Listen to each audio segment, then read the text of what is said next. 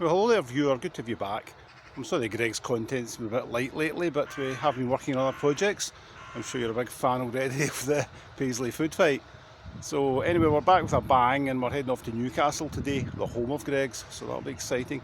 We've got a booking tomorrow at the Golden Flake and we're also going to have a look at the original Greggs and a few others along the way. So stay tuned for lots of surprises and maybe some excitement.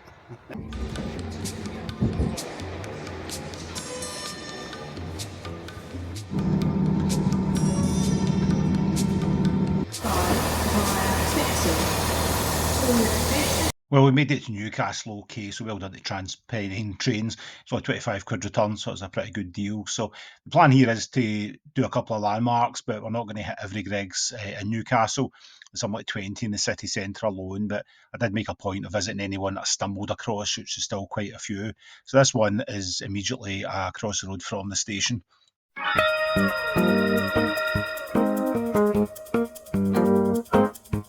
Right next door to the first Greggs we visited is the Victoria Comet pub, which claims to be the pub that Jack Carter enters after leaving Newcastle train station.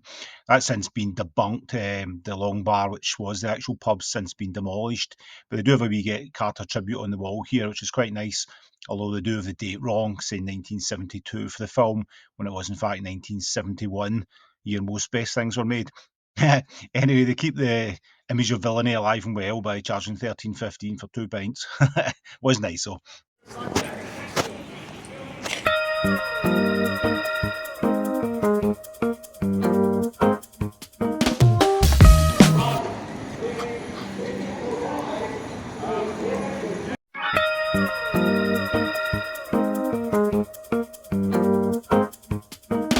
Well, that was two quickfire ones for you there, but the next one's a bit of fun. It's actually a Greggs inside a Primark store. The biggest Greggs in the world apparently is in Birmingham in a Primark, but this is one they've made in Newcastle now. So it took us a wee while to find it. I didn't get much footage inside, but it was quite nice. There's a pop-up shop vibe to it, a couple of wee consoles and things to play with, and it was quite busy. So I had a Greggs cheese and onion pasty. and Irene, you can see here enjoying her tuna sandwich. Nice experience, actually. Hope we see more of these, and you also get a cheap T-shirt on the way out.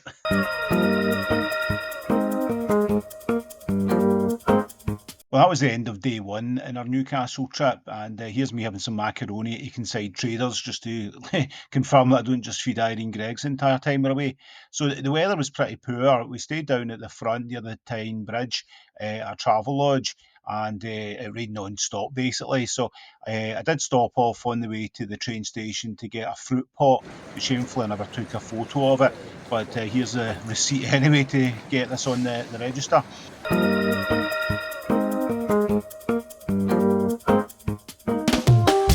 So we took the metro out to South Gosforth, which is about 5 stops. The metro gives you a ticket for about £2.50 for a full day. We only did it twice, but it's quite reasonable.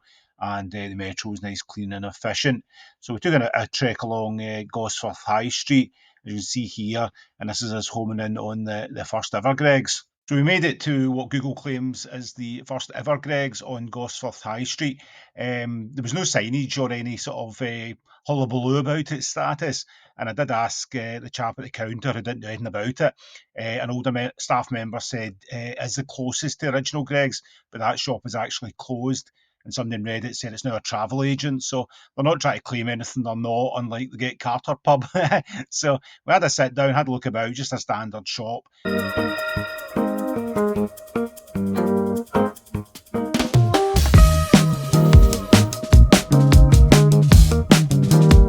Okay, right, we're on to our main event now, the visit to the Golden Flake Tavern, which is situated inside Phoenix Department Store in Newcastle city centre. Don't have any outside footage of the store because you can access it directly from the Monument tube station on the metro, which is where we come in. You can see it on the signage here, the Golden Flakes on the first floor. So it's a lovely old-style department store, lots of Christmas decorations up, lots of quite expensive knickknacks and fancy designer brands. So to get to the store, it's right at the back of the first floor, and it's quite a small sign. It took me a while to find it, but you find it via the fish restaurant, and you see the entrance here.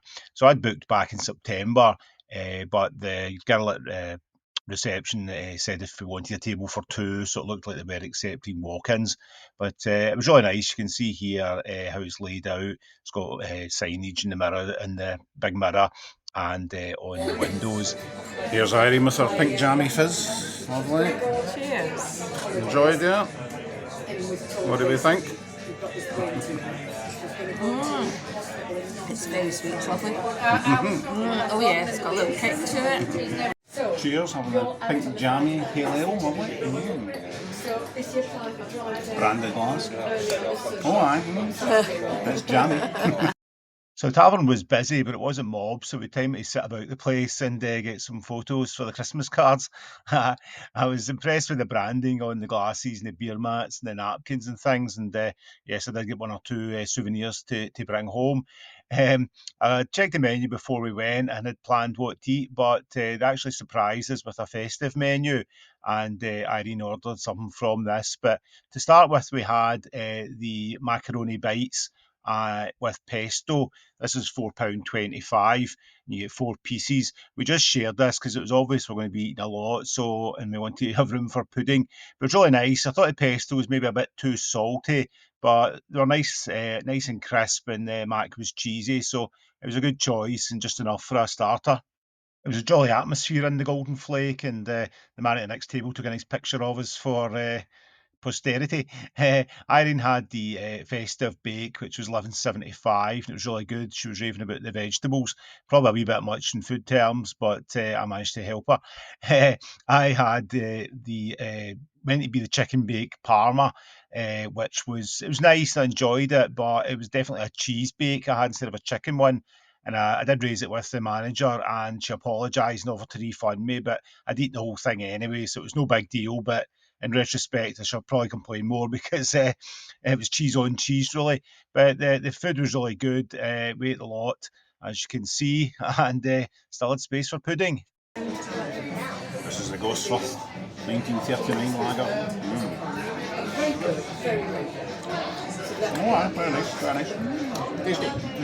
Irene had the mince pie mule, which was almost worth £11.50 it cost, and then the puddings came. So I had the pink jammy trifle, which you see here, which is nice, good recreation of the donut, and nice and juicy inside. I had the yum yum bread and butter pudding, which was nice. The custard was the best bit of it, but it was tasty overall. So an excellent dinner. We really get fed well, and the bill came, and it was expensive, as you can see here, but I think overall it was worth it for the experience. But it maybe wouldn't become my regular haunt. But it's open until February 2026, so make sure you get your bookings in soon. You can see here some of the souvenirs that I procured. Poor Irene had to use her own tissues rather than soil any of the nice branded napkins, which are kept for later use. If you'd like any of these, let me know in the comments and I'll send you a beer mat. So I made the rookie mistake of asking the waitress for a policy and people stealing the pint glasses. And she says, oh, you can buy them downstairs, so more fool me. Anyway, so down in the food court, you could buy the branded pint glass in a Phoenix box. It's a tenner, which is quite expensive, really. You're obviously better stealing it. But honest me, bought one.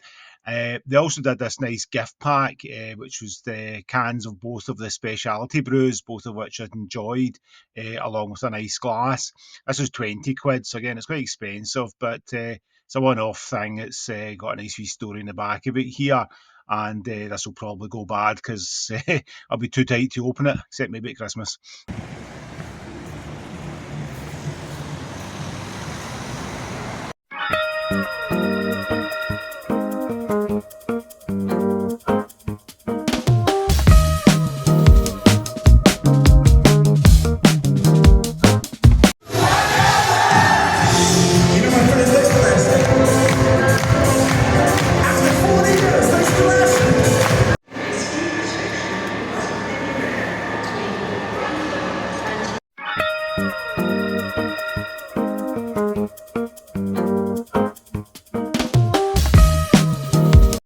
Well, there's a bleary man heading home. Forgot to even get a decent pack shot of his mince pies. Never mind.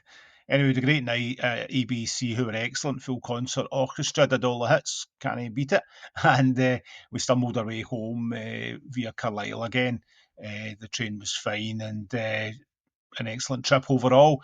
Managed to fit in 8 shops. I won't count the Golden Flake as a shop for my list, which is now 133 shops because it is a temporary pop up, and the pricing slightly out with the regular. But it was a great experience. Glad to have went. Saw the first Greggs kind of, so I get Carter pub kind of. So a lot of fun, and I hope you enjoyed the trip with me. Cheers. Thanks for watching. Bye now.